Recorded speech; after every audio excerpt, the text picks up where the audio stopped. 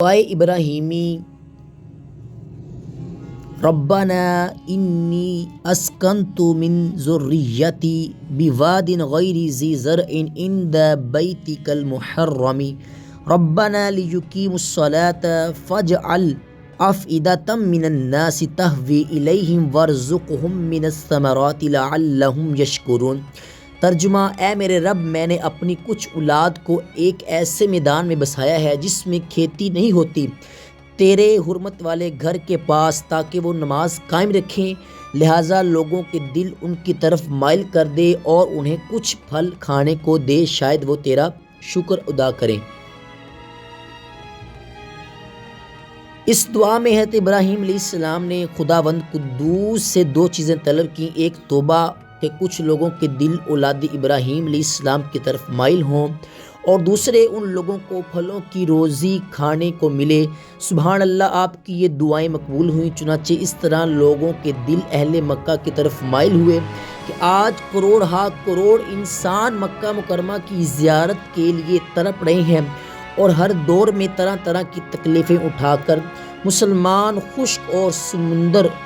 اور ہوائی راستوں سے مکہ مکرمہ جاتے رہے اور قیامت تک جاتے رہیں گے، اور اہل مکہ کی روزی میں پھلوں کی کثرت کا یہ عالم ہے کہ باوجود یہ کہ شہر مکہ اور اس کے قریب و قرب و جوار میں کہیں نہ کوئی کھیت ہے، نہ کوئی باغ باغیچہ ہے، مگر مکہ مکرمہ کی منڈیوں اور بازاروں میں اس کثرت سے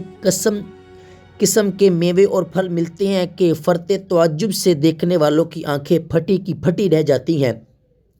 اللہ تعالیٰ نے طائف کی سرزمین میں ہر قسم کے پھلوں کی پیداوار کی صلاحیت پیدا فرما دی کہ وہاں سے قسم قسم کے میوے اور پھل اور طرح طرح کی سبزیاں اور ترکاریاں مکہ معظمہ میں آتی رہتی ہیں، اور اس کے علاوہ مصر و عراق بلکہ یورپ کے ممالک سے بھی میوے اور پھل بکثرت مکہ مکرمہ آیا کرتے ہیں۔ یہ سب حضرت ابراہیم علیہ السلام کی دعاؤں کی برکتوں کے اثر و ثمرات ہیں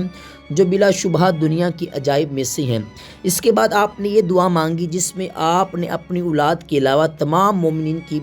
کے لیے بھی دعا مانگی۔ رب اجعلنی مقیم الصلاۃ ومن ذریتی ربنا وتقبل دعا ربنا اغفر لی ولوالدی وللمؤمنین یوم یقوم الحساب۔ ترجمہ: اے میرے پروردگار، مجھے نماز قائم رکھنے والا بنا اور میری کچھ اولاد کو بھی۔ اے ہمارے رب، ہماری دعا قبول فرما۔ اے ہمارے رب، مجھے اور میرے ماں باپ اور تمام مومنین کو بخش دے جس دن حساب قائم ہوگا۔ اب اس واقعہ سے ہمیں یہ درس ملتا ہے، نمبر 1، حضرت ابراہیم علیہ السلام اپنے رب تعالیٰ کے بہت ہی اطاعت گزار اور فرما بردار تھے کہ وہ بچہ جس کو بڑی بڑی دعاؤں کے بعد بڑھاپے میں پایا تھا، جو آپ کی آنکھوں کا نور اور دل کا سرور تھا، فطری طور پر حضرت ابراہیم علیہ السلام اس کو کبھی اپنے سے جدا نہیں کر سکتے تھے، مگر جب اللہ پاک کا حکم ہو گیا کہ اے ابراہیم، تم اپنے پیارے فرزند اور اس کی ماں کو اپنے گھر سے نکال کر وادی بطحا کی اس سنسان جگہ پر لے جا کر چھوڑ آؤ جہاں سر چھپانے کو درخت کا پتا اور پیاس بجھانے کو پانی کا ایک قطرہ بھی نہیں ہے، نہ وہاں کوئی یاد رو مددگار ہے، نہ کوئی موس و خمخوار ہے، دوسرا کوئی انسان ہوتا تو شاید اس کے تصور ہی سے اس کے سینے میں دل دھڑکنے لگتا، بلکہ شدت غم سے دل پھٹ جاتا، مگر حضرت ابراہیم خلیل اللہ علیہ السلام خدا کا یہ حکم سن کر نہ فکر مند ہوئے، نہ ایک لمحہ کے لیے سوچ بچار میں پڑے، نہ رنج و غم سے نڈھال ہوئے، بلکہ فوراً ہی خدا کا حکم بجا لانے کے لیے بیوی اور بچے کو لے کر ملک شام سے سرزمین مکہ میں چلے گئے اور وہاں بیوی بچے کو چھوڑ کر ملک شام چلے آئے۔ اللہ اکبر! اس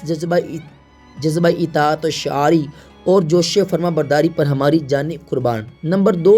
حضرت ابراہیم علیہ السلام نے اپنے فرزند حضرت اسماعیل علیہ السلام اور ان کی اولاد کے لیے نہایت ہی محبت بڑے انداز میں ان کی مقبولیت اور رزق کے لیے جو دعائیں مانگی،